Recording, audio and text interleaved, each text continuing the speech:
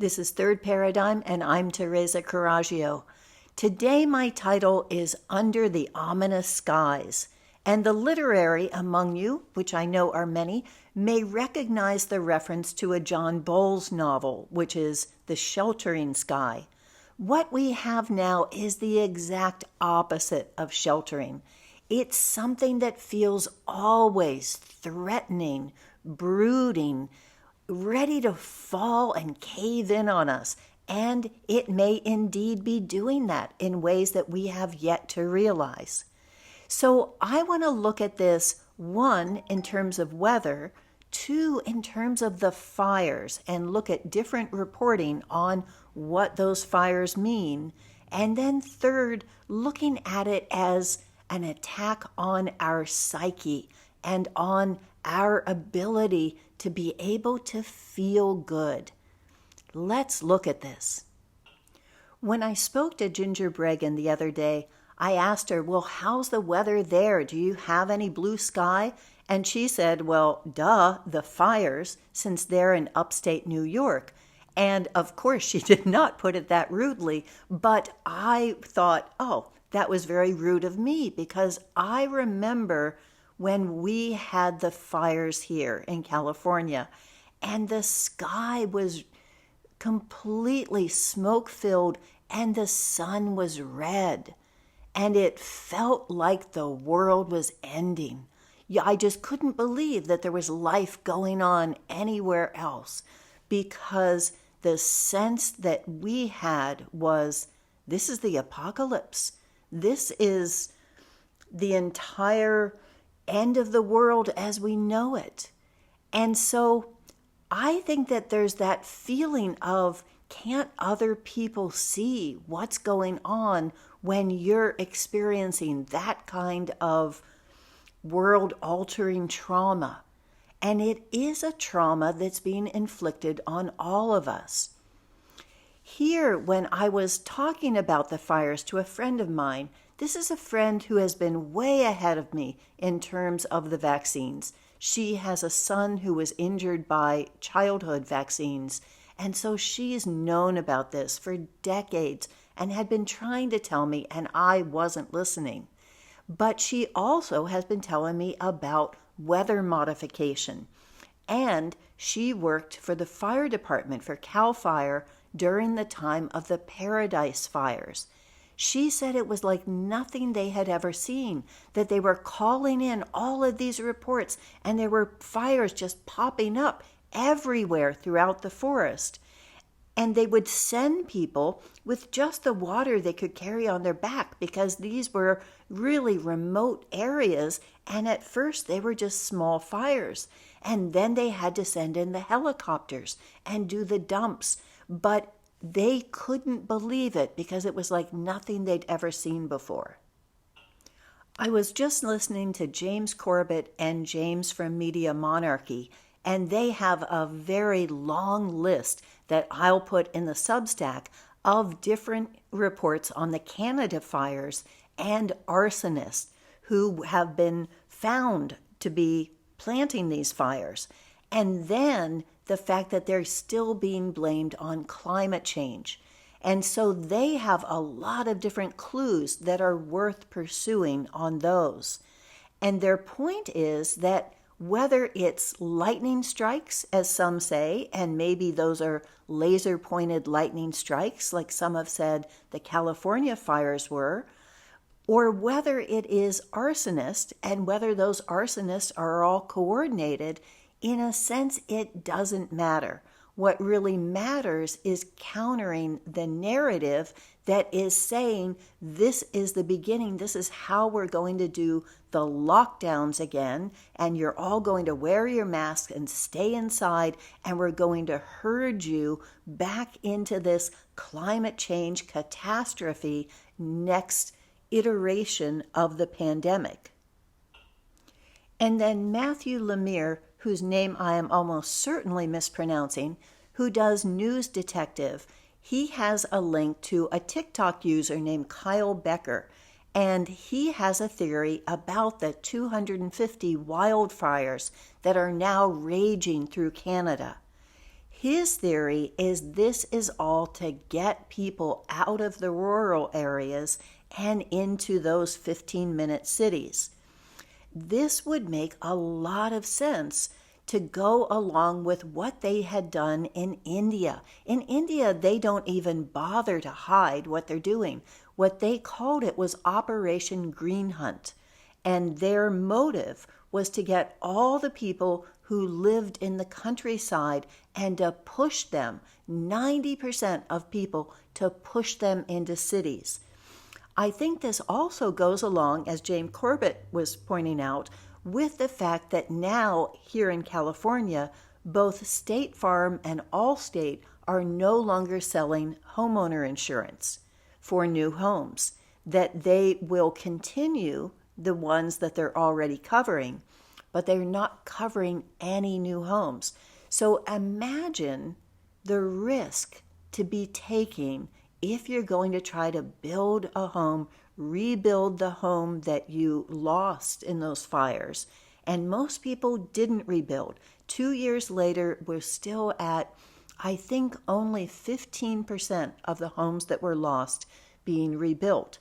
So this has congested the cities and has driven the average, actually the median cost of a house in Santa Cruz now is between 1.3 million and 1.6 million. These are insane numbers, and these are the same houses. The houses have not improved whatsoever in value. This is just because hedge funds are snapping them up. Another link that I'll put in the Substack is Peggy Hall's interview of Robert Brame. And he is a forensic arborist, which I didn't know even existed. He's investigated the 38 wildfires in the U.S. and has found that only 3 of them were naturally occurring. So he looks at all that forensic evidence as clues and is a detective about this. And I think that's another critical piece of information to be looking at. And the last link I'll put in the Substack on the fires is what someone sent me about incendiary drones. Drones that brag that they can burn 75 acres in one trip. They have these little pods of flammable material, and these pods drop in different lines, and each one starts a wildfire. So it's not as if it's just drought. The drought hasn't even been naturally occurring either. There are what's called atmospheric ridges that prevent the moisture from moving through. Right now, we don't get any of the normal fog that we used to get in the summer. We would always have low fog, and then by about noon or 1, it would burn away. Now it's all up in the clouds, and so it's always hanging over us.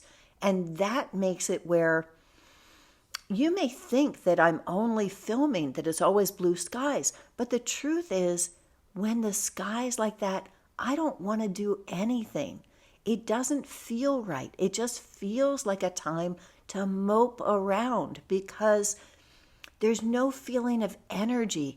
I think that sense of being able to see the sky, to have that far vision and have that as far as the eye can see into sky is something that has an emotional resonance with us that is hard to maintain your mental sanity without that.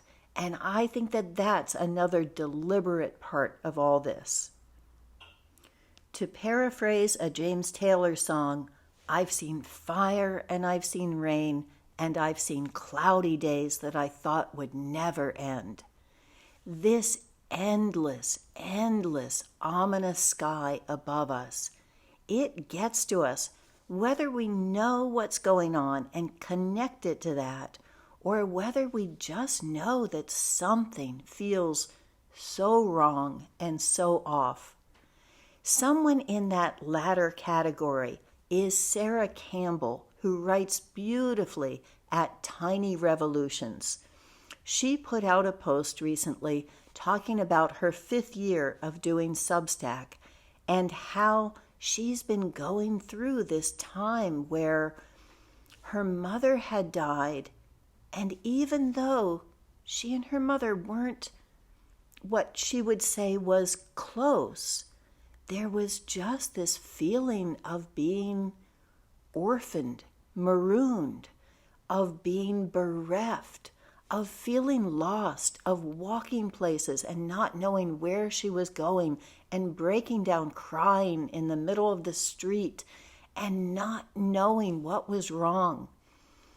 She's ended up going through this whole metamorphosis, and she's always been deep into yoga. She lives at a yoga center, and so just getting into the yoga and the meditation, and even though drinking and smoking weren't big parts of her life, she found that she couldn't afford to do them at all.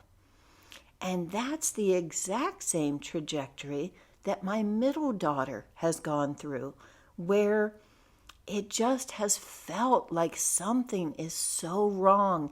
And there's this series of events, of things just, not catching a break, of things just kind of spinning out of control, little things that seem just like they keep adding up, like there's something out there that's trying to tell her something.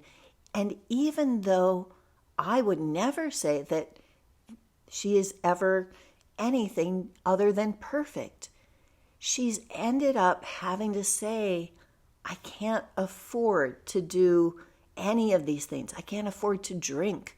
I can't afford to smoke at all. And that I need to have my consciousness there, and I need to be strong, and just leaning into the meditation and the yoga as if her life depends on it. And she's even starting a Course in Miracles. So as a mom, it's hard for me to be sorry about that. But this is a time when I think many people are going through their own crucible. I will also link William Hunter Duncan, who is doing a beautiful job with his garden and turning this plot of bare land into an oasis, and doing it in a way that I think is very spiritual and transformative. So whatever's happening here, it's turning us, I think, into stronger people than we ever knew we could be. That we are finding something within ourselves that says we can't settle for anything less than the best versions of ourselves. And to encourage you to be your best self without really trying, here is Tony Robbins is working too hard and aiming too low, and also in the context of all being one on Daniel Pinchbeck. Remember to breathe, and thank you for watching.